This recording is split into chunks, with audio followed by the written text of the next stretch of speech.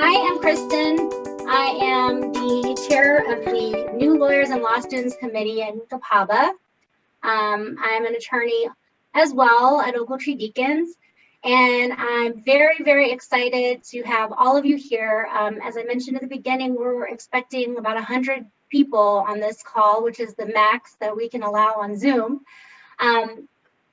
This is our first virtual networking event for the committee, and we wanted it to be something that is both enriching for all of you, because we know it's been a challenging year for all of us, and it's going to you're going to have to encounter some new challenges and new opportunities, we should say, in the next year, as you know, the job market may change, and as you may continue, having to build your career through Zoom, which we're all learning.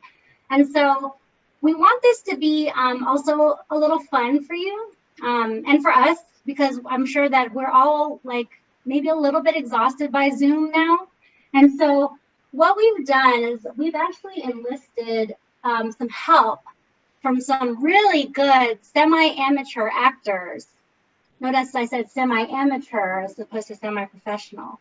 Semi-amateur actors who are going to play out some real-life networking scenarios, and they probably will give many of us a sense of deja vu. So, take what you can from these scenarios, and if all you get is a good laugh, then that is fine with us too.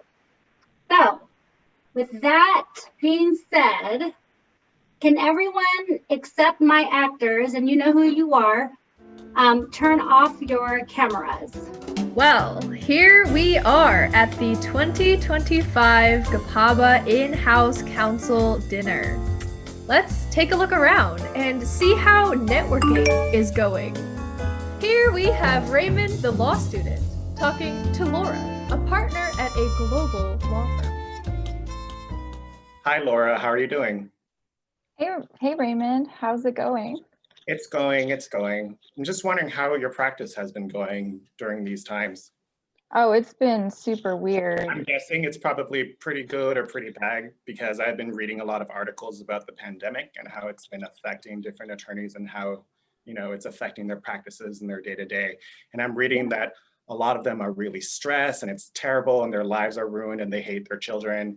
And then for some people, it's doing great, but that's like very, very few people. So how is your practice going?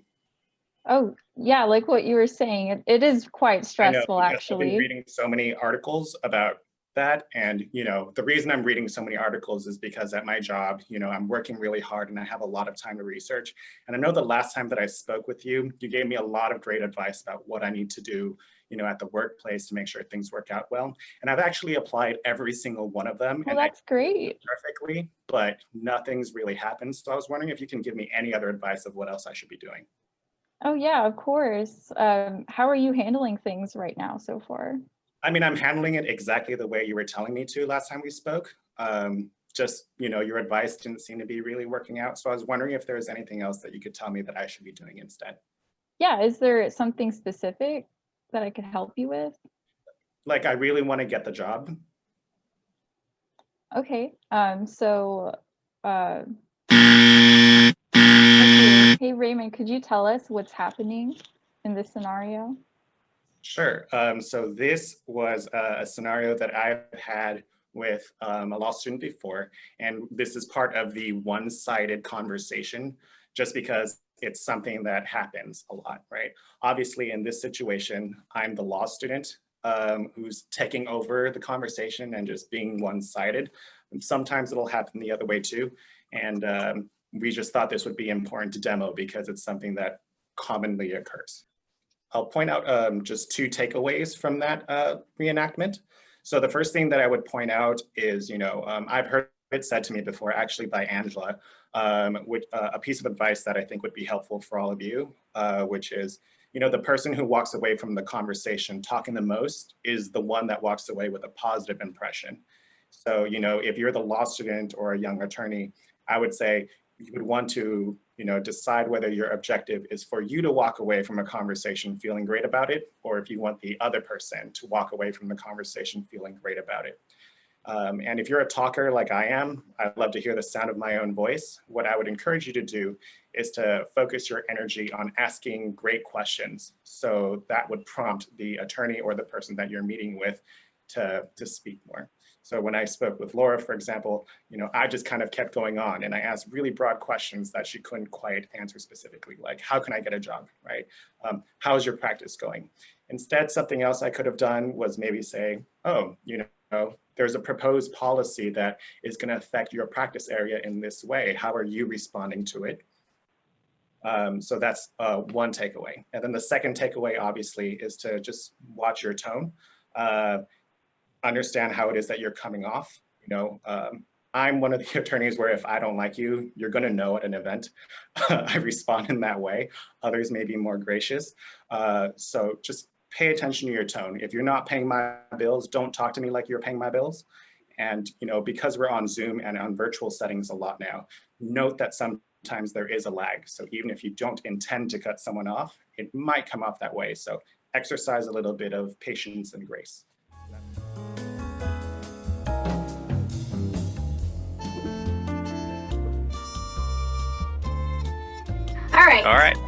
All right, so we're still at this. I am a law student approaching Mr. Timothy Wong, in-house counsel at Delta Airlines. Timothy. Hey. Hey, it's so good to see you. What's going on? How are you? Don't worry about it. Don't worry about it. Sorry, I love these events so much. The food's just so good. I really only come for the food, honestly. Yeah, are you enjoying, what is that? Kahlua mudslide? That looks good. Oh yeah, it's so good. It's so good. I love it. It's like some kind of cocktail drink that they make special just for us. So, do you need a napkin or? No, I think you're fine. I'm so sorry. I didn't mean to spit my crumbs on you. No, so that's okay. Delta? Are you guys hiring right now or what? Looking for anyone? Yeah, I think. Sorry, you missed a little spot there. Yeah. Nope, right there. Right here. No, sorry, right there? it's hard to sorry about that. talk Sorry. when you have that on your face. So. I'm sorry. What were you asking about? Something you said you're in law school or? I'm in law school. I'm looking for a job. Actually, I would really love to work at Delta. I mean, Delta seems really cool. Yeah. Well, what are your interests? I mean, other than drinking and eating.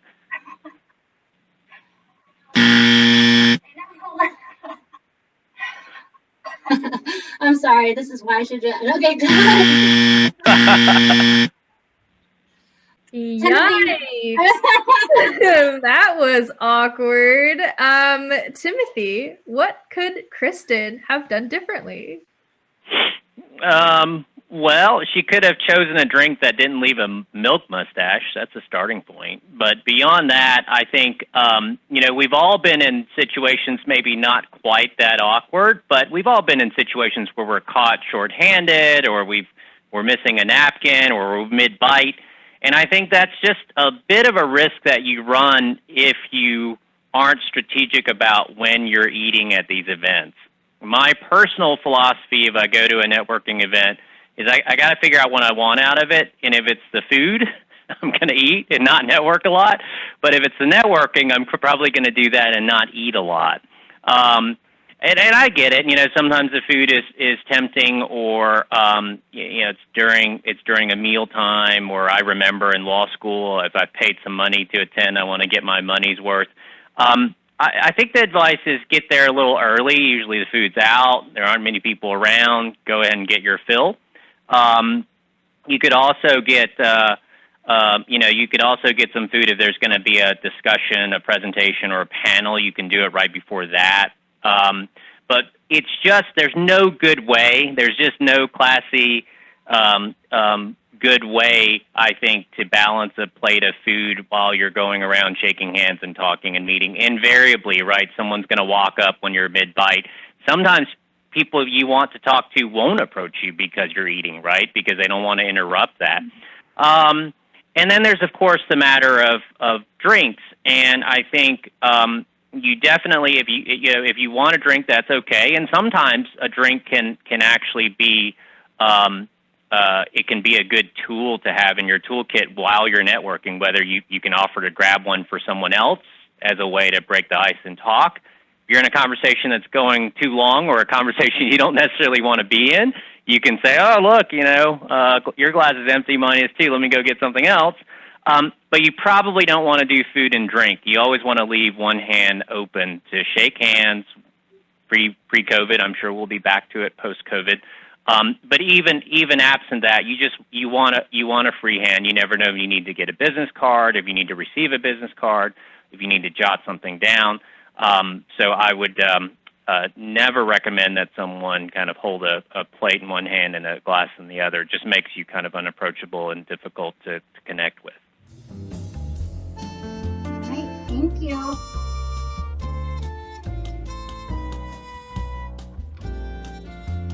Hey Chris, how are you doing? Hey Victor, good. How about you? How have you been? I'm good. Thank you very much for agreeing to talk with me. I wanted to introduce myself really quickly. I'm a 2L at Emory, and I actually studied music and marketing at the University of Georgia. So I saw you were a power. You said you said you went to Emory? What? Yeah, I actually went to UGA for my undergrad, and I'm a second year at Emory now. So I saw that you were a power industry engineer before law school, before you went to law. What made you go to that? I'm sorry, you said Emory, right? Emory Law? Yeah, Emory. First year? Emory. Second year? Yeah, what? no, I'm a second year actually, and I saw you were a power industry engineer before you went to law. So, what made you go into law?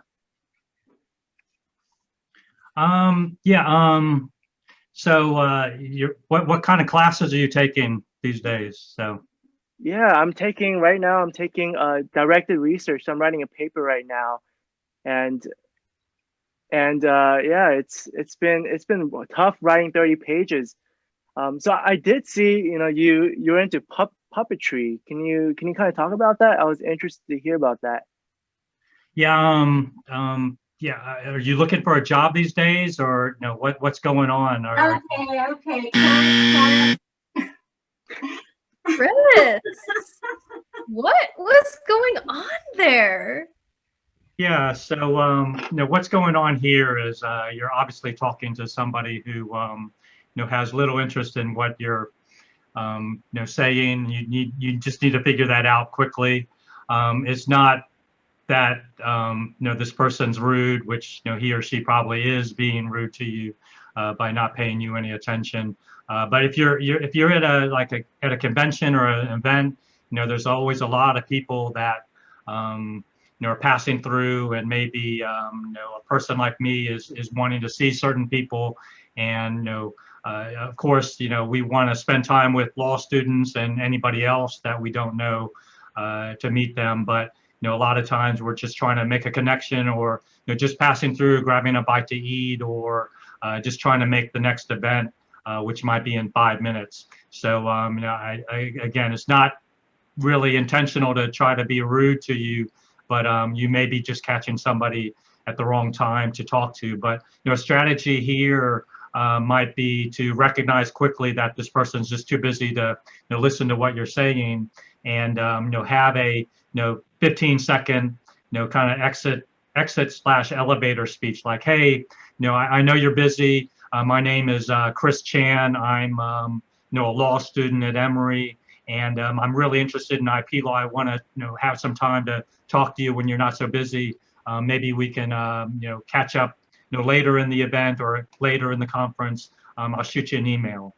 Just leave them with the option to contact you, and leave them with your card or email address or phone number to contact you when it might be better, particularly if this is somebody that you want to catch up with or talk to in more detail.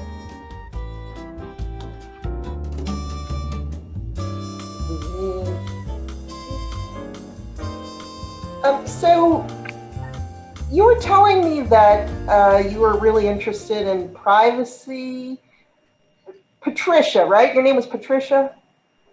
It's Pratyusha. Close. It's Patricia rearranged, actually. Pratyusha. But Patricia's so much easier for me to remember. I mean, do you mind if I call you Patricia or Patty for short?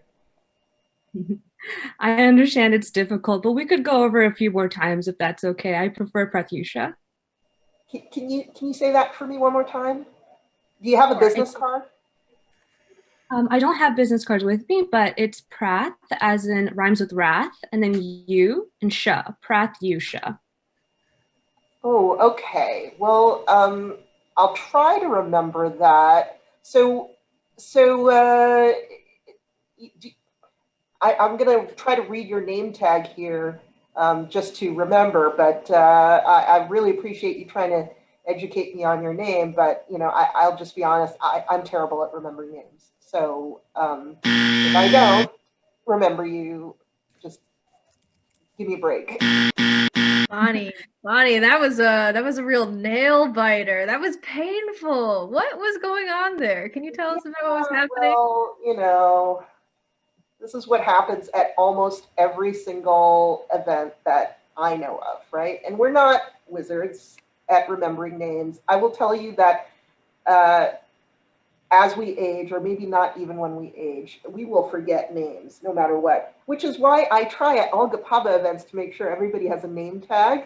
But if you don't have that, one of the easier things to do, especially maybe if they're expecting you to be introduced, is to either take the approach and say, I'm so sorry, I've forgotten your name. Everybody has forgotten somebody's name. So I believe honesty is the best policy rather than guessing.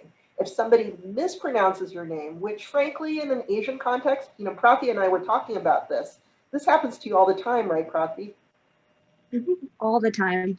Yeah, and so what strategies do you take? And I even now, I'm using shorthand and saying Prathi when I know she prefers Pratyusha, right?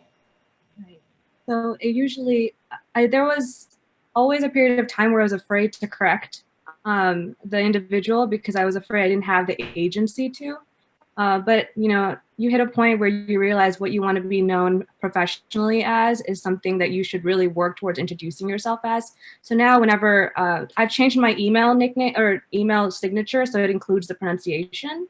And then every time I sit down networking with someone, we always spend 5 to 6 minutes really going over my name over and over again, almost like the first day of school. And it just makes both parties more comfortable, I think, knowing that we're on the same ground. And I know that my name is difficult too, so. Yeah, and if you're meeting with a partner or somebody higher up, that can be a little bit challenging for you to have the confidence to say it. But I would say, it's different times. When Pramila Jayapal repeated her name in Congress multiple times to correct, that was all of us, right? So I would encourage, especially our Asian American law students, to have the confidence to say it, and hopefully you're not going to encounter somebody who's terribly rude and would say the things that I just said in our role play scenario.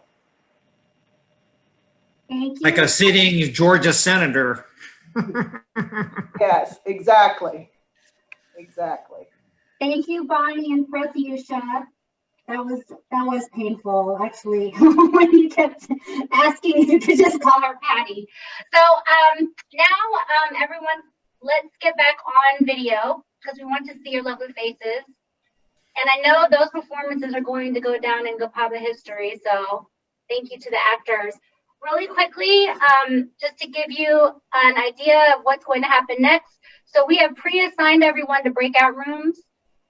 We have purposely mixed together mentors from different practice areas and different levels, along with students from different schools, because the whole point of this is to get to know people you don't already know.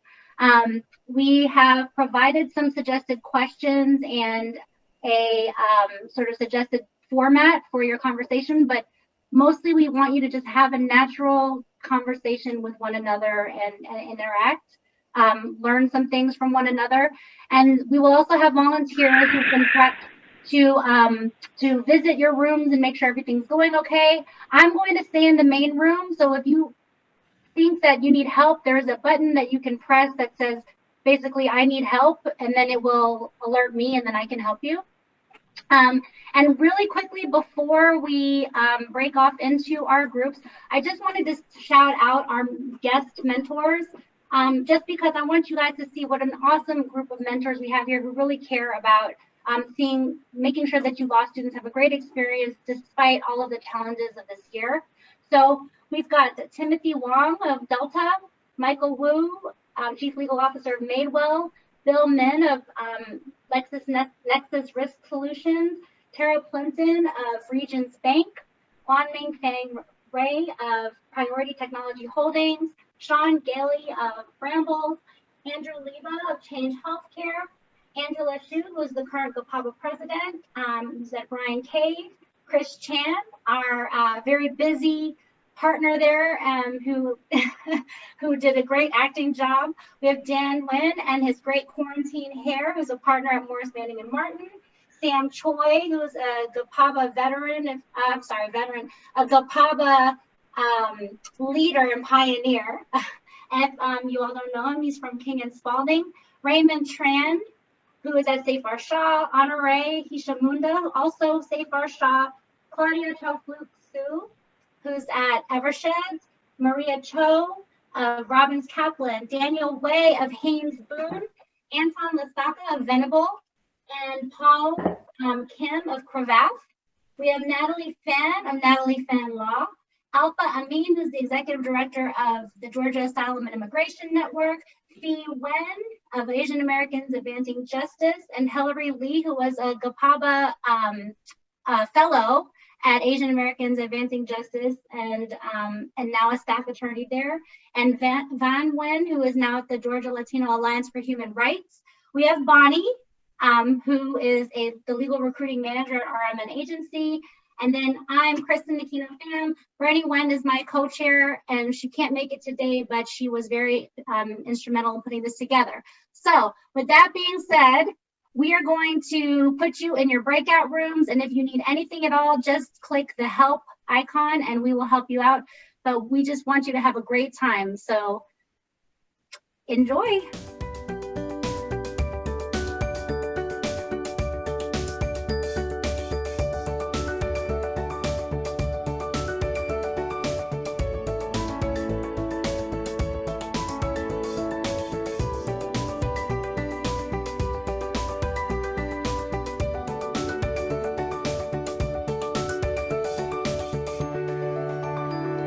Welcome back.